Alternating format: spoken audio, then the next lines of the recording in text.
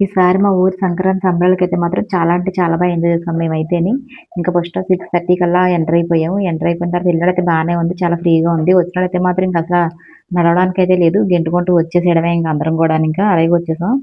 ఎళ్ళిన తర్వాత మా పిల్లలైతే ఇంకా అదెక్కుదా, ఇదెక్కుదా అని అన్నారు గానీ, మొత్తం అన్నీ చూడడంతోటి చాలా వరకు అయిపోయింది వాళ్ళకి. అయన్నీ చూసిన తర్వాత ఈళ్ళకి భయం పట్టుకుంది. వామ్మో! పైకెళ్ళిన తర్వాత ఎలాగుంటది ఏంటో అని చెప్పేసి. ఈ చక్రం ఎక్కుదన్నారు. ఎక్కలేకపోయారు. అన్నీ చూడక తర్వాత మా పిల్ల ఈ ఆట ఆడేసింది. ఈ ఆట ఆడేసరికి ఏదో వచ్చేది పెద్ద బహుమతి అనుకుంది. కాకపోతే సబ్బులు పెట్టి అయితే ఇచ్చాడు ఎళ్ళిపోమన్నాడు.